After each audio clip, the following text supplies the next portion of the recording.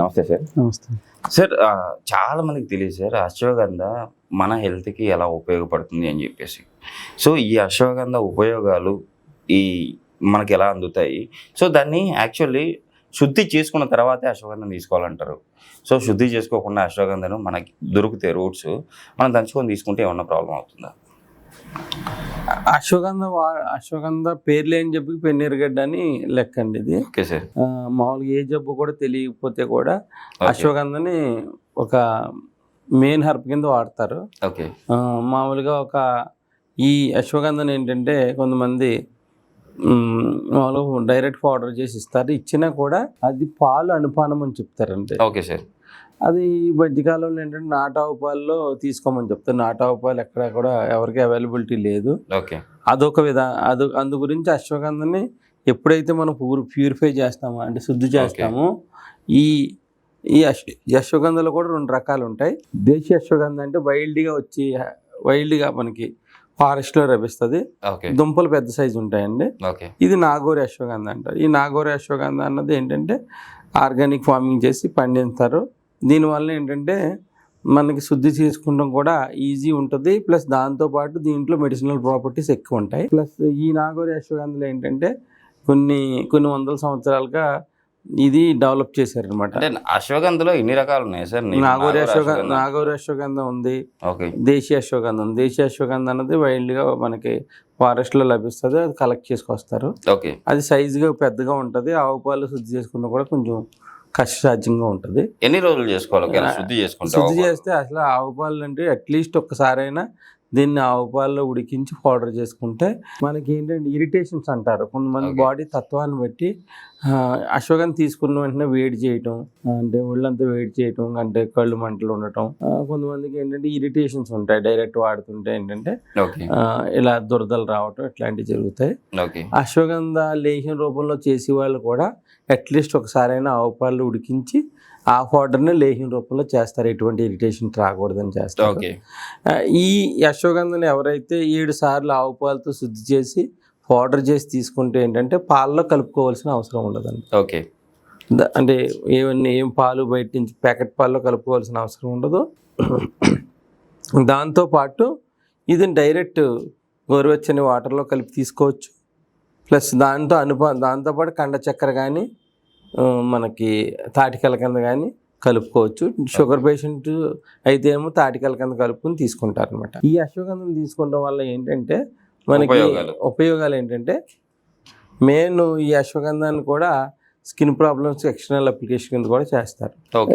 ఇదే అశ్వగంధాన్ని skin tight రావడానికి కూడా వాడతారు. అంటే మొహం కూడా ఇది వయసు రీత్యా జారిపోతుంటే దీన్ని ఏం చేస్తారంటే పాలలో కలిపి లేపనం కింద కూడా చేసుకుంటారు.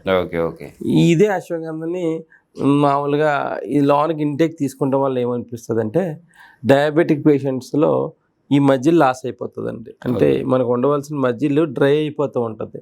వాళ్ళకి లాంగ్ రన్లో ఏమవుతుందంటే పొట్టే కనిపిస్తుంది తప్ప ఈ మజిల్ ఏమన్నది కనిపించదు. ఈ తొడలు అవి తగ్గిపోవడం ఇట్లా జరుగుతూ ఉంటుంది. ఇది ఏమిటంటే వెయిట్ లాస్ని తగ్గిపోయే వెయిట్ ఎవరైతే లాస్ అవుతారో మళ్ళీ రీగెయిన్ అవుతారు. అశ్వగంధ రీగెయిన్ అవుతారు. అంటే ఇది వరకు ఉన్న మజిల్ ఫార్మేషన్ వస్తుంది.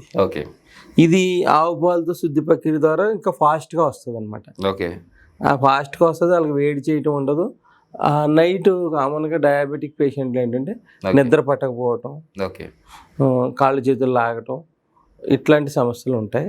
ఎర్లీగా వాళ్ళకి ఏంటంటే ఈ కొంతమంది బ్యాడ్ హ్యాబిట్స్ వల్ల కానీ ఆల్కహాల్ కానీ ఇలాంటి హ్యాబిట్స్ వల్ల ఏమవుతుందంటే స్కిన్ ఎర్లీగా డ్రై అయిపోయి వాళ్ళకి కాళ్ళ కింద పుళ్ళు రావటం, గ్యాంగ్రీన్ అంటారు. అందుకే డయాబెటిక్ పేషెంట్లో ఆల్కహాల్ వైపు ఎక్కువగా వెళ్ళకూడదు. వెళ్తే డ్రై అయిపోయి బ్లడ్ సర్క్యులేషన్ కింద వరకు వెళ్ళకుండా అరికాల తిమ్మిర్లు మంటలు వస్తాయండి. అవి రాకుండా కూడా ఈ అశ్వగంధ నివారిస్తుంది. ముందస్తుగా ప్రివెంటివ్ మెడిసిన్ అంటారు. ముందుగా రాకుండా మనం ముందు ప్రివెంట్ చేసుకుంటే ఈ అశ్వగంధని ఆ విధంగా వాడుకోవచ్చు. ప్లస్ దాంతోపాటు ఏమవుతుందంటే సెక్సువల్ డిజార్డర్స్ డయాబెటిక్ పేషెంట్లో ఎర్లీగా వస్తాయి. అది వాళ్ళకి ఎరెక్షన్ ప్రాబ్లం ఇట్లాంటివి ఎరెక్షన్ ప్రాబ్లం వస్తాయి. ప్రీమెచ్యూర్ ఎడ్యుకేషన్ త్వరగా అయిపోవడం ఇట్లాంటివి ఇవన్నీ ముందుగా మనం అరికట్టుకోవాలి అంటే ఏంటంటే అశ్వగంధం మానకన్నా తీసుకుంటే ఇది మనకి మల్టీవిటమిన్ కింద పనిచేస్తుంది బాడీ. ఎలా తీసుకోవాలి సార్? అంటే ఇది ఏమి లేదండి, రోజు నైట్ పడుకునే బెడ్ టైంలో ఒక టీ స్పూను, ఓకే ఈ స్పూన్ ఉంటుంది కదండి, ఎస్ సార్, ఈ స్పూను ఇక ఇంత ఇది శుద్ధి చేసింది సార్, ఇది శుద్ధి చేసిందండి. ఒకసారి వాసన చూడండి తెలుస్తుంది మీకు. ఓకే, ఇది వాసన చూడండి. సేమ్ మన యాక్చువల్ సార్ ఎట్లా ఉంటుంది అంటే పాల పౌడర్ ఉంటుంది ఏం సార్, అలా ఉంటుంది. సేమ్ అలాంటి స్మెల్ వస్తా ఉంది. పాలు ఇది 100లో తినొచ్చా సార్ డైరెక్ట్ ఇది? తినొచ్చండి. 100లో ఒక 80% చేతి తగ్గిపోతుందండి దీనివల్ల. ఓకే, ఈ ఆవు పాలలో సుగుణాలన్నీ ఉంటాయి. వెంటనే ఏమంటుంటే ఈ షుగర్ పేషెంట్ల విషయం చెప్తాను, ఇంకా అందరికీ ఉపయోగపడుతుంది. ఓకే సార్, షుగర్ పేషెంట్లో ఎర్లీగా నీరసం రావటం అలాంటి సమస్యలు కూడా తగ్గిస్తుంది. ఇది లో బీపీ కూడా రాకుండా ఆపుతుందండి. సూపర్ సార్ అసలు. అంటే అందుకే ఆవు పాలతో శుద్ధి అన్నారనమాట. ఓకే, ఈ శుద్ధి ప్రక్రియ నేను ఒక 12 సంవత్సరాలుగా చేయటం జరుగుతుందండి. ఇది ఈ డయాబెటిక్ పేషెంట్లో కామన్గా జరిగేది అందరికీ కూడా మజిల్ లాస్ అవుతుంది. ఆ మజిల్ లాస్ని అరికెడుతుంది, నెర్వ్ వీక్నెస్ ఆపుతుంది, గుండెకి బలాన్ని వచ్చి ఎక్కువ చేస్తుంది.